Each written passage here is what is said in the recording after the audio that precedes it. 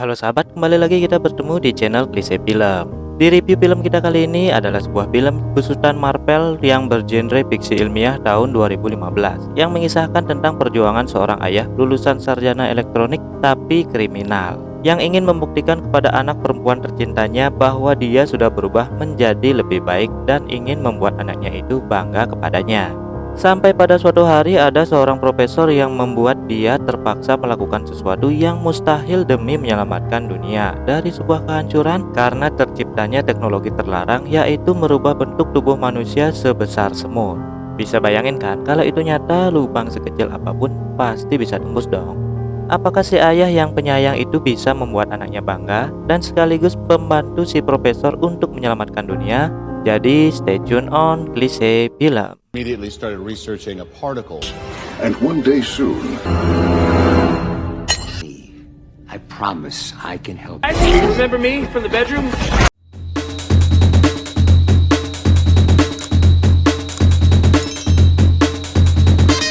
Di awal film diperlihatkan seorang profesor yang bernama Dr. Hank Pym yang terlihat marah karena karyanya ditiru tanpa izin oleh rekannya sendiri. Ketika salah satu rekannya menyebut-nyebut tentang istrinya tanpa ABC, si Hank Pym ini langsung bertindak tegas lah. such ferocity, Dr. Pym.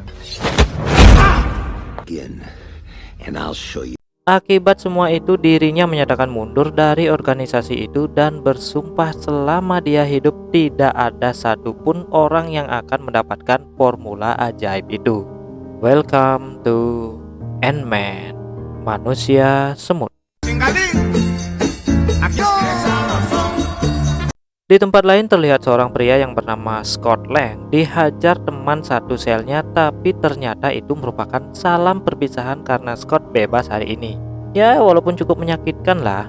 Di luar sel dia sudah ditunggu oleh temannya yang kocak bernama Louis yang dulu juga satu sel dengan Scott.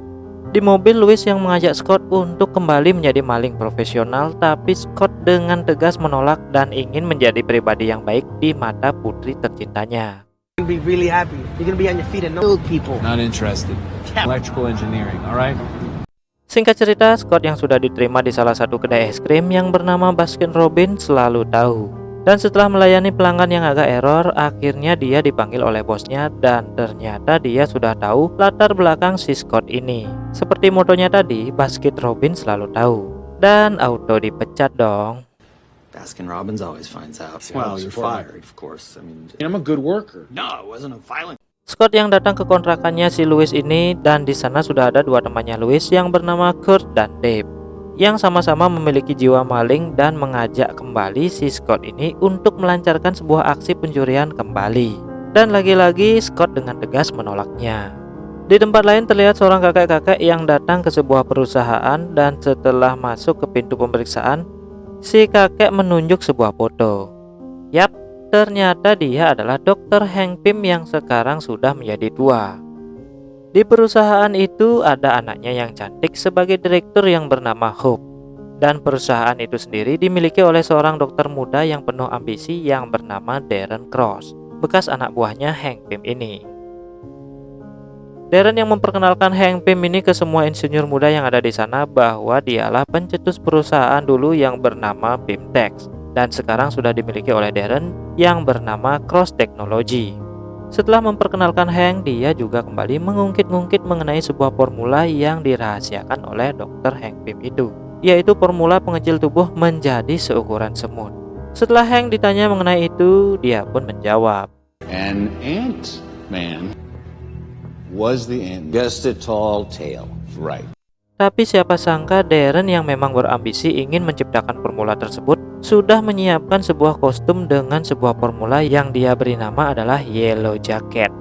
Sama halnya dengan yang dimiliki oleh Dr. Hank Pym, yaitu Yellow Jacket bisa menciut seukuran semut dan Darren berencana akan menjualnya ke pihak yang kurang bertanggung jawab.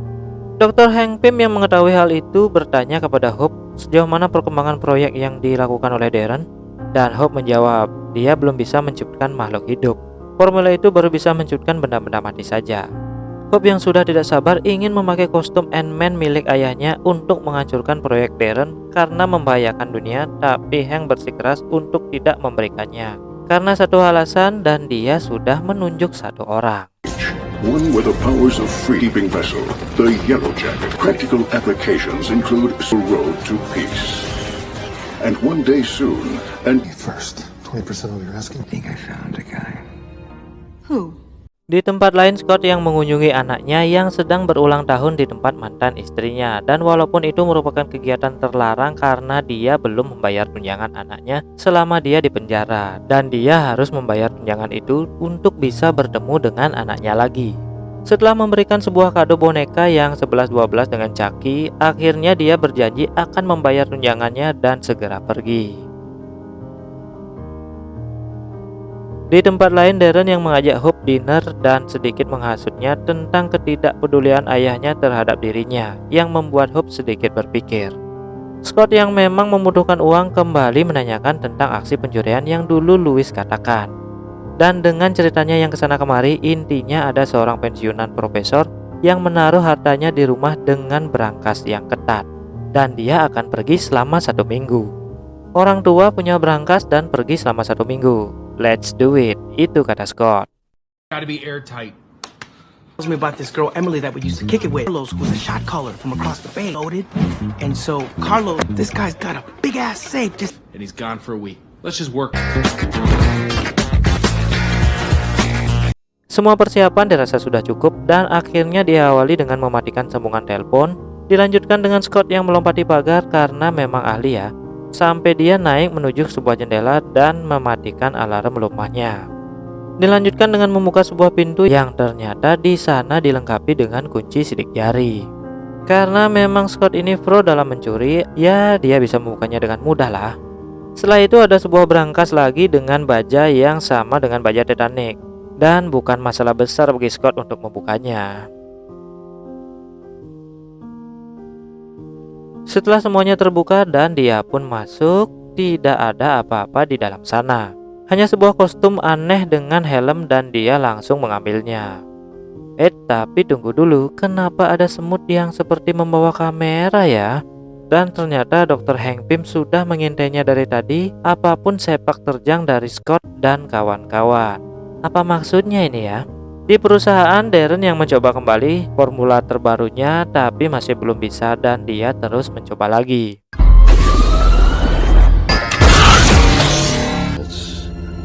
negative. Di kontrakan, Scott yang penasaran tentang kostum itu dan mencoba memakainya. Dan yang terjadi...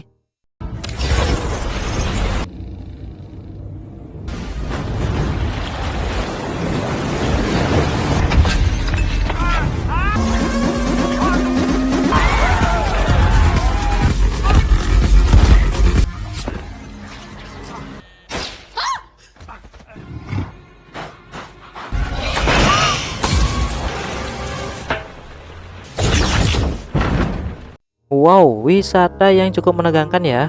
Dan tanpa basa-basi Scott mengembalikannya. Ketika ingin keluar, dia sudah dihadang oleh polisi dan dijebloskan kembali ke penjara. Di penjara, Scott yang didatangi oleh Hank dan Hank mengatakan bahwa dialah yang menjebak Scott untuk mencuri kostum itu. Karena dia memilihnya untuk menjalankan sebuah misi dan Scott diberikan kesempatan kedua. Setelah kembali ke sel, segerombolan semut membawakannya kostum yang kemarin dia pakai. Dan langsung akhirnya dia mengambil kesempatan kedua itu. Why do you think I let you steal? Second chances don't.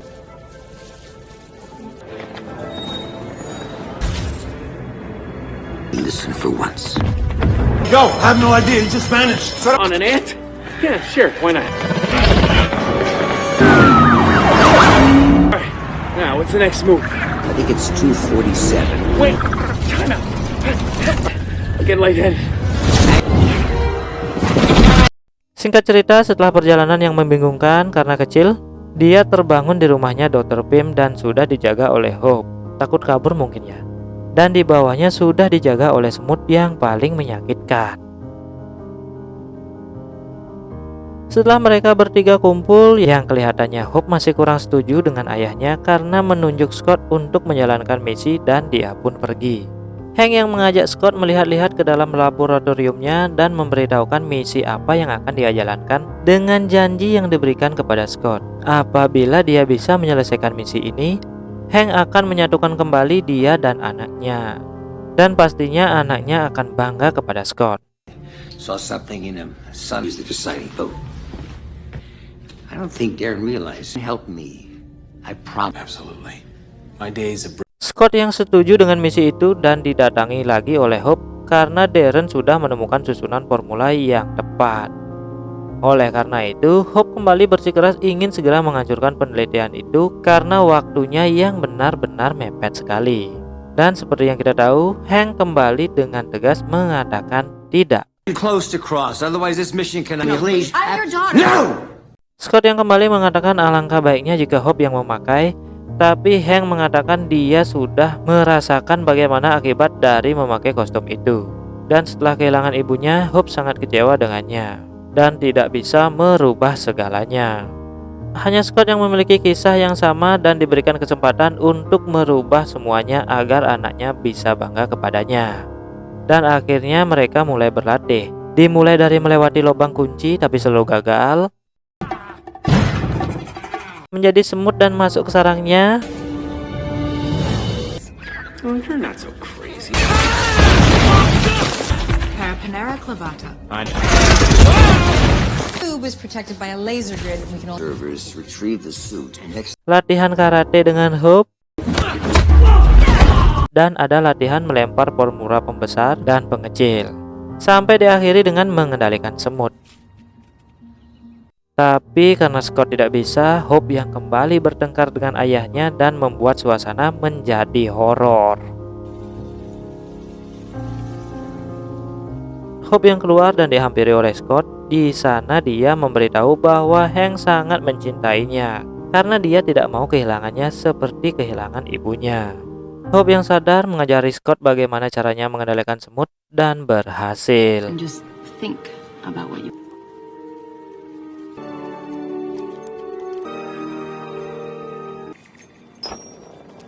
Ketika kembali ke ruangan, Hank yang mulai bercerita tentang bagaimana tewasnya istri tercintanya, yaitu pada tahun 1987 kelompok teroris meluncurkan roket nuklir raksasa menuju Amerika Serikat. Hank dan istrinya yang mencoba mematikan roket itu terhalang karena benda tersebut terbuat dari titanium padat, dan dia harus menjadi subatom untuk masuk ke sana. Tanpa ragu ibunya Hope ini masuk dan dia tidak bisa keluar lagi menjadi subatom selamanya. Dari sinilah Hope sadar dan tahu bahwa ayahnya tidak ingin kehilangan orang tercinta untuk kedua kalinya. Besoknya pun semua latihan hampir rampung dan ada tugas untuk Scott untuk mengambil alat penyambung jaringan di gudang milik Stark, Iron Man loh. Setibanya di sana dia dihadang oleh Falcon, yaitu salah satu pahlawan Marvel, dan Scott dengan enteng melawannya dan berhasil membawa alat yang dimaksud. Male who has some sort of shrinking tech.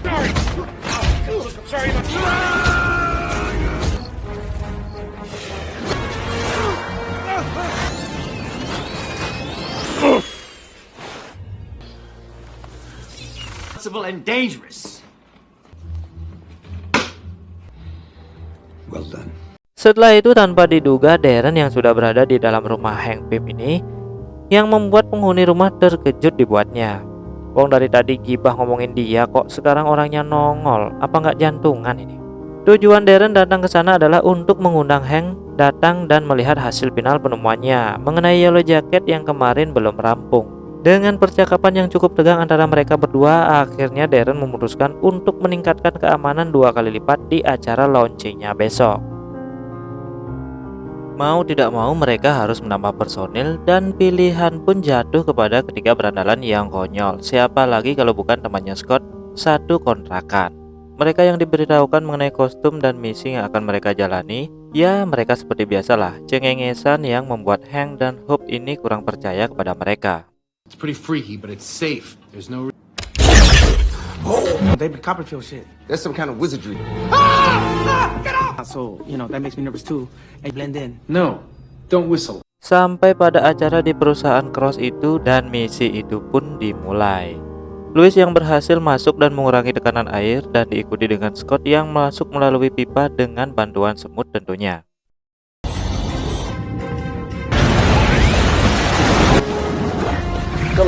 Dan langsung mereka menuju ke server cadangan. Ketika Hope berhasil menaruh alat penyalur sinyalnya dan di saat yang bersamaan polisi yang akan menginterogasi Dr. Hank datang. Dave dengan cepat mengambil mobil polisi itu dan segera Dr. Hank masuk ke dalam perusahaan. Darren dan yang lainnya sudah masuk di dalam ruang kostum dan Scott yang sudah tiba di server cadangan langsung menghancurkannya dengan listrik statis yang dihasilkan oleh semut penyengat dan berhasil. Selanjutnya bersiap menuju ke ruang kostum Yellow Jacket tersebut karena memang misinya adalah mencuri kostum Yellow Jacket tersebut.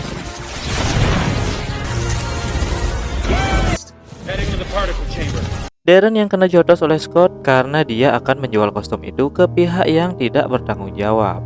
Ketika bom sudah siap, sedangkan untuk mematikan laser di pipa penghubung kostumnya membutuhkan waktu dan di saat bersamaan polisi datang untuk menangkap Kurt dan Dave. Untungnya di waktu yang tepat Kurt yang memencet tombol enternya dan Scott berhasil masuk untuk mengambil Yellow Jacket. Tapi yang terjadi... Hey, little guy. Ternyata rencana Dr. Hank Pym dan kawan-kawan sudah diketahui oleh Darren dan Scott terkurung dalam kotak kaca Yellow Jacketnya. Darren yang bersiap membunuh Dr. Hank tapi Hope mencegahnya dan Scott yang mencoba keluar dari tabung itu dan yang terjadi lagi...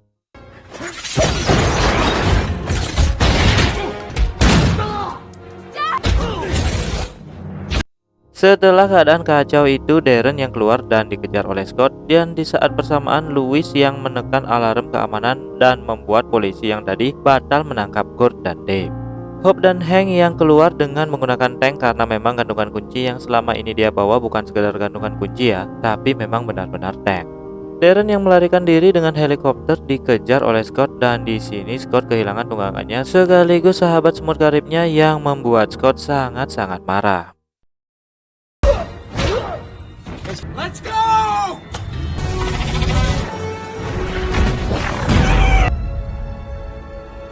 Di dalam helikopter, Scott yang dengan sigap menghajar semua penumpang termasuk Darren dan mengatakan ini bukan sekedar perampokan. Darren yang langsung melihat ke bawah mendapati perusahaan yang dia bangun selama ini lenyap tak tersisa. It was never just a...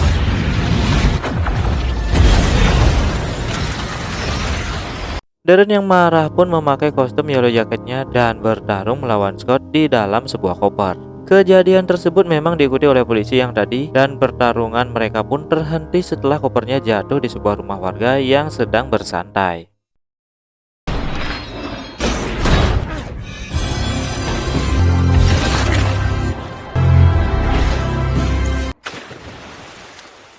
Sebetulnya di sini Darren sudah kalah dengan mudah ya, karena dipukul oleh Scott menggunakan bat pingpong dan nyungsep di pojokan alat penghisap serangga.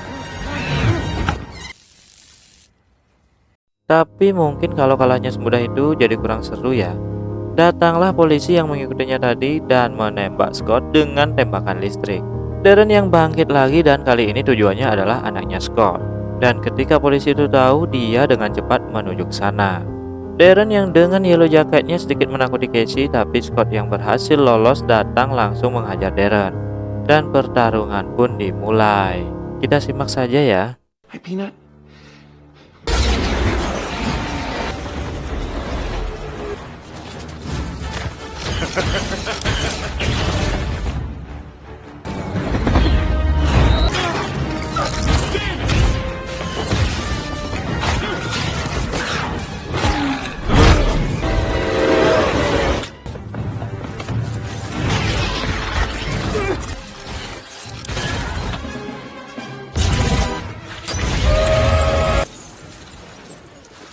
Sampai akhirnya polisi itu datang dan hampir ditembak oleh Darren dengan lasernya.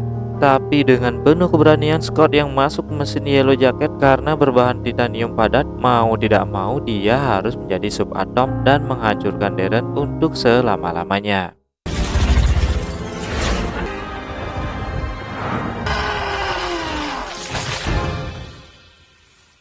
Seperti halnya istri Hank yang menjadi subatom, kemungkinan besar Scott tidak bisa kembali menjadi ukuran normal. Tetapi Scott mencoba ramuan pembesar dan menaruh di regulatornya. Sampai akhirnya dia pun kembali normal.